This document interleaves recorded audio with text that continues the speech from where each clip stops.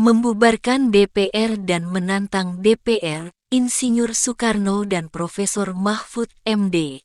Tetaplah bersama kami Nusantara News. Jangan gertak-gertak, saya bisa gertak juga. Profesor Mahfud MD menantang Komisi 3 DPR, Kamis, tanggal 30 Maret tahun 2023, pukul 14.36 waktu Indonesia Barat. Dalam rapat yang berlangsung panas tersebut terjadi aksi saling menentang antara Komisi 3 dan Mahfud MD. Ada 3 anggota DPR Komisi 3 yang cukup vokal menantang temuan Mahfud terkait transaksi janggal ini. Mereka adalah 1. Beni Kaharman dari fraksi Demokrat. 2. Arsul Sani dari fraksi P3. 3. Arteria Dahlan dari PDIP. Beni menantang keberanian Mahfud MD membongkar dengan terang skandal transaksi janggal triliunan itu. Beni Kaharman mempertanyakan motif Mahfud MD mengungkap transaksi janggal 349 triliun rupiah ke publik.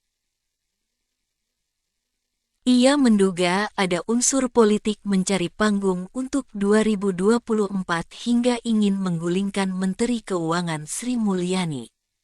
Jangan-jangan, Pak Mahfud mau cari panggung untuk calon wakil presiden atau calon presiden. Bagi saya itu biasa, kata Beni. Arteria menyebut laporan PPATK tidak boleh dipublikasikan ke umum sebab ada ancaman pidana. Ia mengacu pada Undang-Undang Nomor 8 Tahun 2010 tentang ancaman pidana bagi yang membocorkan laporan. Mahfud meminta agar anggota DPR tidak menggertaknya sebab ia bisa balik menggertak karena DPR dianggap menghalangi penyidikan dan penegakan hukum. Jadi Saudara Arteria Dahlan, jangan gertak-gertak. Saya bisa gertak juga, saudara bisa dihukum menghalang-halangi penyidikan, penegakan hukum, kata Mahfud.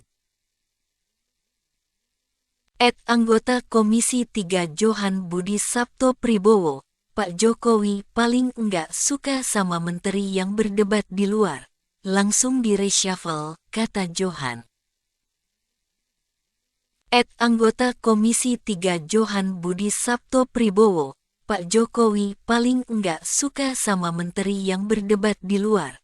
Langsung di-reshuffle, kata Johan.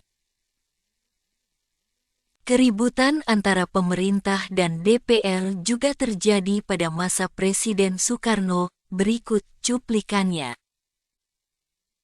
Sabtu tanggal 5 Maret tahun 1960, Presiden Soekarno bubarkan DPR Republik Indonesia. Kala itu, Bung Karno mengambil perubahan orientasi sikap dalam menilai jalannya sistem multipartai di Indonesia, yang dengan eksplisit menyampaikan keinginannya untuk mendirikan satu partai negara dan mengubur partai-partai yang lainnya. Di mata Soekarno, kehadiran multipartai dalam ranah demokrasi Indonesia dianggap sebagai penyakit kepartaian.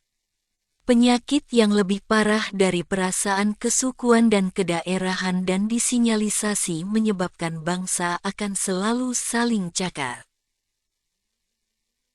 Awal tahun 1960, konflik DPR dengan Soekarno mulai muncul ke permukaan.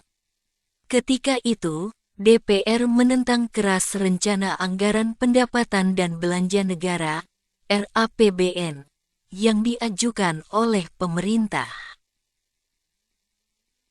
Soekarno lantas meloloskan RAPBN dengan cara kasar, yakni membubarkan DPR hasil pemilu 1955.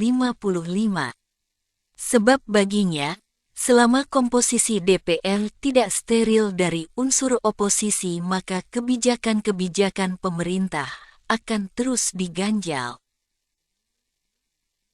Akhirnya pada tanggal 5 Maret tahun 1960, Presiden Soekarno mengeluarkan Perpres nomor 3 tahun 1960 tentang pembubaran DPR hasil pemilihan umum 1955.